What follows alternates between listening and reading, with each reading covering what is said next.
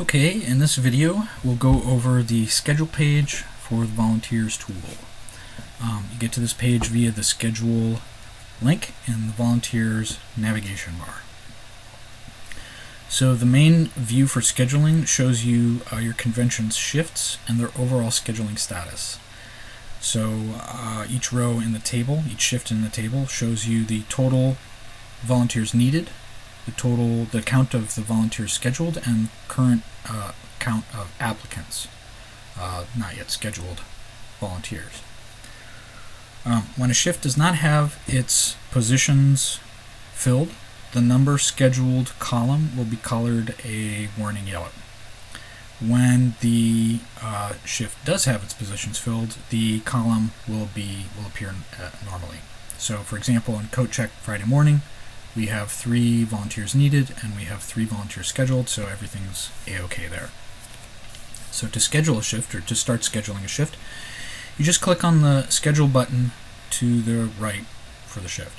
So let's go work on Friday shift 1.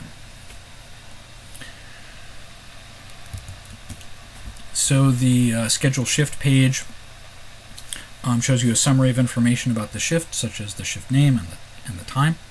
And below that it shows you a little summary of how many volunteers the shift still needs. So right here we can see that there are 0 scheduled for 3 needed, and there's a little warning bar to the right that says the shift is missing 3 volunteers.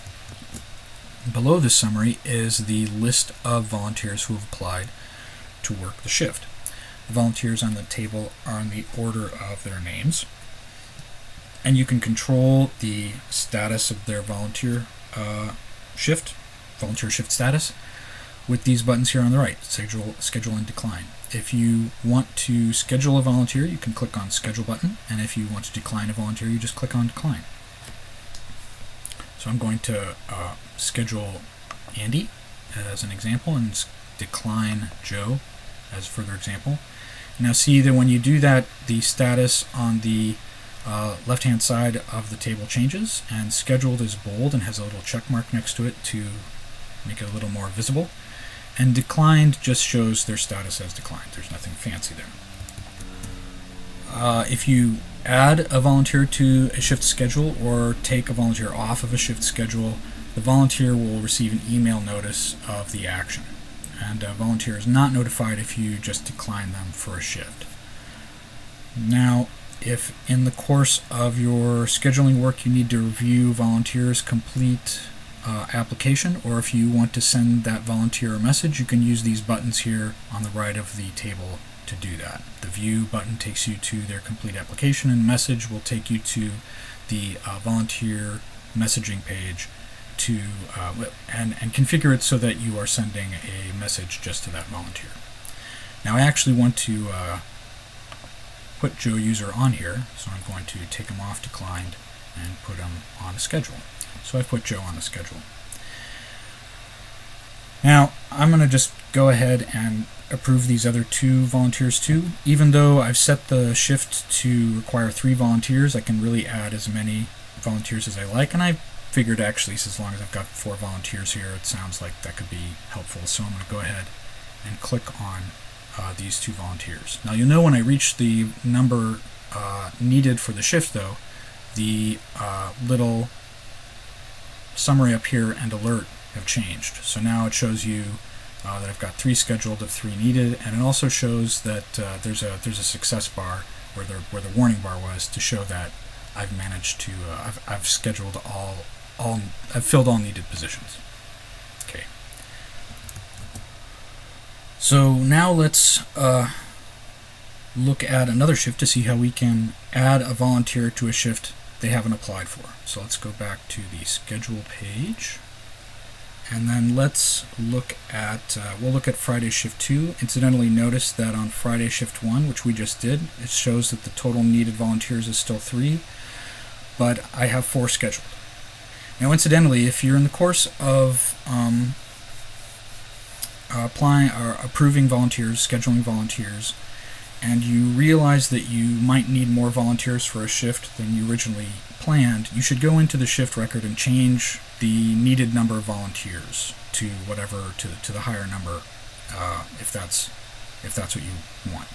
If you don't do that, and you fill you fill a shift's positions, but you decide that it needs more volunteers, people trying to apply to volunteer will not see that shift because the system thinks that you've satisfied your requirements for that shift, and so it won't show that shift to the applicants on the available shifts page. So if you realize you need more volunteers for a shift, you should go in and change that information. So now I'm going to click on Friday Shift 2 to go to the Schedule Shift page for that. Okay, so I have a shift here. I need 3. I've put that in as I've got 0 scheduled for 3 needed. And so I'm going to schedule both Andy and Joe for this shift, but I'm still 1 short. So in this case, I can search for other volunteers using this Search for Other Volunteer box. This searches by name. So I'm pretty sure I saw a volunteer before that was named Bob, so I'll search for Bob. And there's a Bob. So when you find a volunteer through a name search, the result table here gives you 2 options. You can message the person and you can schedule the person. Message this person is specifically for an inquiry for their availability for the shift.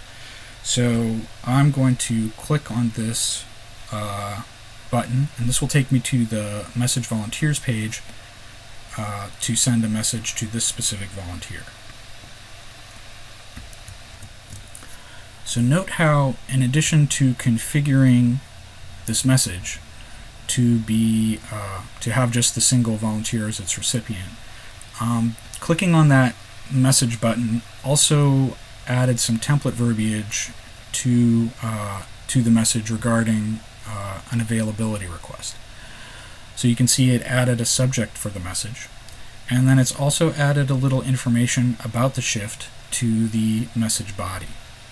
So I'm going to make this a little bit more personal.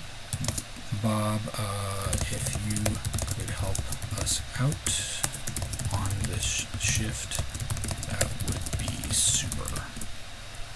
Okay, so we wait for that to appear in the message preview, and now I'm going to send Bob this message. Okay, so let's go back to the schedule shift page.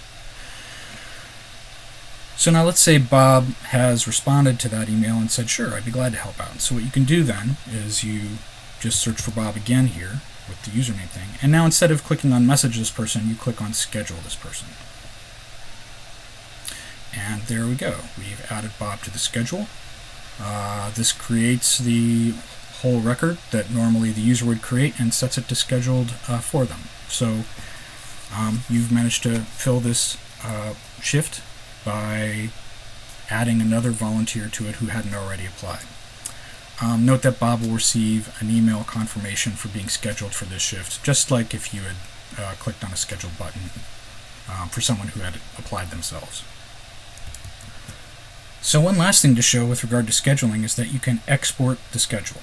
So to do that, this would be exporting it to CSV format, which you can open in a spreadsheet. So to do that, you want to be back on the schedule page, and there's an export button up here on the top right. And the way this works is very simple. If you want to export the schedule, you just click on this export button. This takes you to the export volunteer schedule page, and by default, normally this will just export volunteers with status scheduled, but if you want, you could pick a different status, or you could export all of them if you wanted a complete record of the various applications that you've done. And once you have picked the status you want, you click on Export Volunteer Schedule as CSV. This will download a CSV file, and you can just open that with your spreadsheet program. That opens that up, and this has currently all my scheduled employees and all their shifts. So you can see that the